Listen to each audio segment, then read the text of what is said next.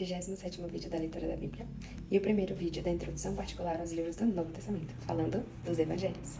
A palavra Evangelho é de origem grega e significa a Boa Nova. Os Evangelhos são escritos que contam a Boa Nova da vinda entre os homens daquele que se fez Filho do Homem, a fim de que nos possamos tornar filhos de Deus. Mas antes de ser um livro, o Evangelho foi uma palavra pregada. Antes de ser lido, ele foi ouvido. Como o Senhor Jesus tinha falado, assim falaram os apóstolos depois de sua morte. Mas eles não se contentaram em transmitir sua doutrina. Acrescentaram-lhe um testemunho sobre sua vida e suas ações. Abre aspas, o que ele fez, o que ele ensinou, fecha aspas, como diz o livro dos Atos dos Apóstolos. O ensinamento dos apóstolos se inseria no quadro seguinte. Primeiro, a pregação de João Batista. Segundo, a missão de Jesus na Galileia. Terceiro, a missão de Jesus na Judéia e em Jerusalém. Quarto, sua paixão, sua morte e sua ressurreição. Esse ensinamento foi um breve consignado parcialmente por escrito para que fosse conservado com fidelidade. É esse quadro em que se amolda a narrativa dos três primeiros evangelistas, Mateus, Marcos e Lucas, dos quais um somente era apóstolo de Jesus. É certo que essas três redações não são as únicas que foram compostas, mas são as únicas que nos foram conservadas. Lucas faz expressamente alusão dos documentos dos quais ele se serviu para redigir o seu texto. É verossímil que tinha existido, desde os primeiros anos que se seguiram à morte de Jesus, várias coleções de palavras do Salvador. Abre parênteses, como o discurso sobre o monte, capítulo 5, 6 e 7 de Mateus, fecha parênteses, ou narrações propriamente ditas, abre parênteses, como a da paixão, fecha parênteses. Esses três primeiros relatos, feitos num mesmo plano, foram chamados evangelhos sinóticos, porque seu conteúdo pode ser abraçado de um só olhar, distribuindo-os em três colunas paralelas. Se os evangelhos sinóticos se assemelham a ponto de apresentarem às vezes uma reprodução textual de certas narrativas, nem por isso deixam de ter entre si grandes diferenças que destacam a originalidade de seus autores.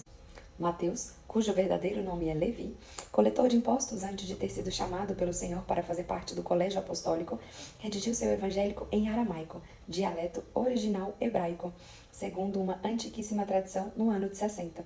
Esse texto não conservado foi depressa traduzido para o grego. O tradutor, em certos lugares, parece que se serviu do texto de Marcos. Marcos é o sobrenome de João, primo de Barnabé, do qual se fala no livro de Atos dos Apóstolos, capítulo 12, versículo 12. É um discípulo de Pedro e companheiro de Paulo em sua primeira viagem missionária. Seu evangelho representa um apanhado de ensinamentos de Pedro em Roma, pouco antes de 64. As minúcias de alguns detalhes nos garantem que há nele um testemunho direto da vida e da atividade de Jesus. Lucas é de origem grega. É também um companheiro das missões de Paulo. Lucas escreveu também os Atos dos Apóstolos, pouco antes de 68. Seu evangelho é, pois, anterior a essa data. Embora não tenha sido testemunha ocular dos acontecimentos, seu livro é digno de crédito por causa do cuidado que teve o autor em documentá-lo. Ele utilizou certamente o texto de Marcos e o de Mateus. O evangelho de João deve ser apresentado à parte. Seu autor é o apóstolo João, irmão de Tiago, filho de Zebedeu. Ele foi um dos mais íntimos discípulos de Jesus, a quem o Salvador confiou o cuidado de sua mãe no momento de sua morte. Por várias vezes, ele designa discretamente a si mesmo pelas palavras, abre aspas, o discípulo que Jesus amava, fecha aspas. João compôs seu evangelho, seja na Antioca, seja em Éfeso, nos últimos anos do primeiro século, mais de 30 anos após a redação dos três primeiros. Ele não escreve para os pagãos, mas para os cristãos, que têm ouvido já numerosas objeções e lutado para defender a fé contra doutrinas estranhas. Com a narrativa original, completando a de seus predecessores, ele quer narrar a divindade manifestando-se aos homens na pessoa de Jesus.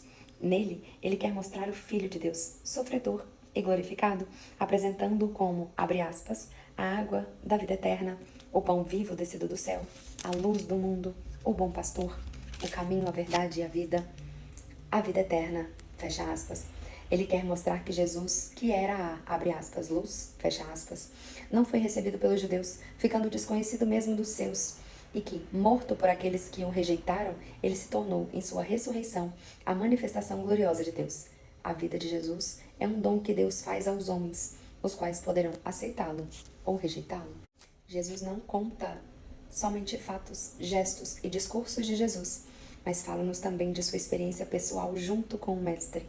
Ele diz-nos que Jesus é para o crente. Os evangelhos constituem, pois, um documento inestimável sobre a vida e os ensinamentos de Jesus. Tem-se muitas vezes objetado que eles não são perfeitamente concordantes. A resposta a dar a essa objeção é que as diferenças só se referem a elementos acessórios e a detalhes. Essas diferenças, por outra parte, são devidas ao fato de que os evangelistas não pretendem fazer da vida do Senhor uma narrativa propriamente histórica. Os evangelhos são escritos religiosos, doutrinais, destinados a alimentar a fé e a comunicá-la, fazendo conhecer a pessoa de Jesus. Cada autor, ao escrever, tinha seu ponto de vista particular. Uma fala minha, agora no meio, é que eu também terei o meu ponto de vista quando começarmos a ler os evangelhos. Então eu espero que vocês consigam entender que eu pretendo ler os evangelhos e fazer uma interpretação disso diante da minha ótica. Espero que vocês gostem. Voltando a falar do texto, a ler o texto. Mateus escreve na Palestina para leitores judeus. Seu texto se particulariza pela abundância de citações do Antigo Testamento. Marcos quer apresentar Jesus aos pagãos, fazendo notar sobretudo o que havia de extraordinário e de valor probatório de sua missão nos milagres por ele operados. Lucas, escrevendo também para os pagãos, tem a visível preocupação de apresentar Jesus sob um aspecto mais atraente e comovedor, fazendo notar antes de tudo a bondade e a misericórdia do Salvador. João procura mostrar aos seus leitores a divindade de Jesus e revelar-lhes um pouco de sua realidade invisível, mas conservando o cuidado de apresentá-lo como um homem no concreto de seus atos e de seus discursos. Malgrado todas essas diferenças, a Igreja tem sempre o vivo sentimento de que não houve jamais senão um Evangelho, uma só boa nova da salvação, mas apresentada sobre 4 formas, segundo Mateus, segundo Marcos, segundo Lucas e segundo João. Muita aprendizagem advindo da palavra de Deus. Antioquia era uma sinagoga onde Paulo pregou seu primeiro sermão, e essa sinagoga é situada na Turquia. Éfeso é a antiga cidade na região de Égio, no centro da Turquia. Suas ruínas escavadas refletem séculos da história da Grécia Antiga ao Império Romano, quando a cidade era o principal centro comercial do Mediterrâneo.